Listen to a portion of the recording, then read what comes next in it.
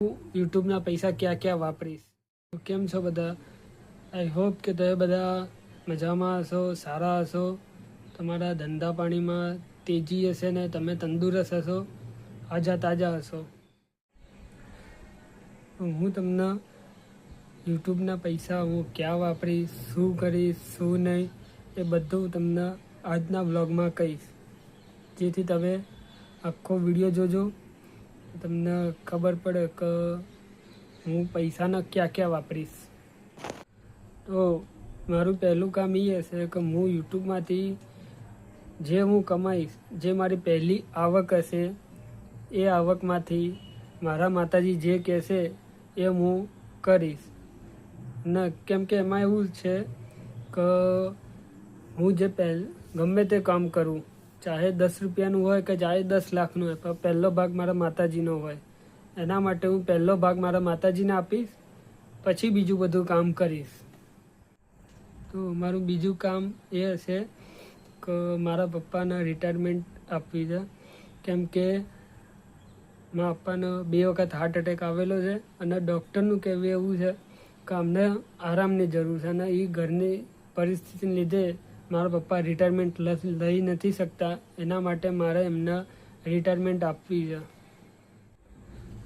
તો મારું ત્રીજું કામ એ છે કે મારે પોતાનું ઘર લેવું. કેમ કે તમે આ જે જોઈ રહ્યા છો, આ ઘર મારું નથી, હું ભાડા ઉપર રહું છું. તો મારે પોતાનું ઘર લેવું છે, જેથી હું રેન્ટ ફ્રી થઉં, મારા મમ્મી પપ્પા શાંતિથી મારા પોતાના ઘરમાં રહે અને મારું ઘરે મારા મમ્મી પપ્પાનું બી ઘર છે, એ લોકો શાંતિથી રહે, ખુશી ખુશી રહે.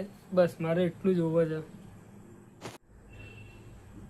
તો મારું ચોથું કામ એ છે કે મારી મમ્મીની એક ઈચ્છા છે કે એની વહુ આવી જાય, એટલે કે મારી વાઈફ. અમારા બંનેના રિલેશનશિપને 3-4 વર્ષ થઈ ગયા છે, એટલે મમ્મીની ઈચ્છા એવી છે કે અમે બંને લગ્ન કરી લઈએ, અમારો ઘર સંસાર વસાવીએ અને હું એને મારા ઘરે લઈને આવું, મારા ઘરે ખુશ રહે. બસ. તો મારું 5મું કામ એ હશે કે પહેલાં અમે મુંબઈ રહેતા હતા.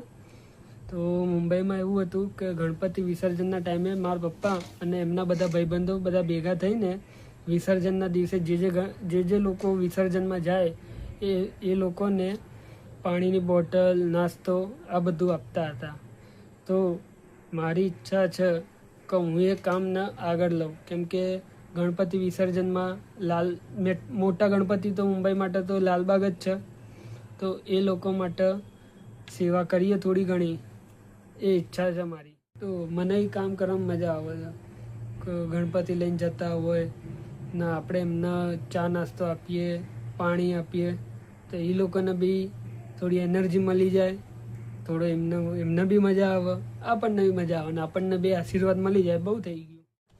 તો મારું 6થું કામ એ છે કે મારું ઘર થઈ જાય, મારા પપ્પા રિટાયરમેન્ટ લઈ લે પછી મારું સપનું છે કે જે જરૂરિયાત લોકો હોય, જેને પૈસાની જરૂર હોય તો એને થોડી ઘણી મદદ કરીએ.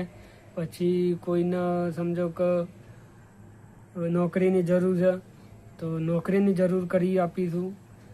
પછી કોઈને સમજો કે કોઈને લગ્ન છે, લગ્નમાં કોઈ વસ્તુની જરૂર છે અને એ વસ્તુ એ લોકો લઈ ના શકતા હોય તો એ વસ્તુ હું કરી આપીશ. તો બસ આટલું મારું સપનું છે. કેમ કે જુઓ, આજ કોઈ બી માણસ હશે એ કંઈ પૈસા ઉપર લઈ નથી જવાનો, બરાબર?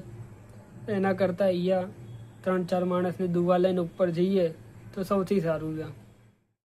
તો આશા છે કે તમે મને સાથ સહકાર આપશો, તો તમારો સાથ સહકાર મને મળી જશે તો હું આ બધા કામ કરવામાં સફળ થઈ જાઉં. આજનો વ્લોગ ગમ્યો હોય તો લાઈક કરી દેજો, કોમેન્ટ કરી દેજો અને સબસ્ક્રાઈબ કરીને બેલ આઇકન બટનને પ્રેસ કરી દેજો, જેથી મારા આવનારા નવા અપડેટમાં તમને નોટિફિકેશન આવી જાય. જય માતાજી.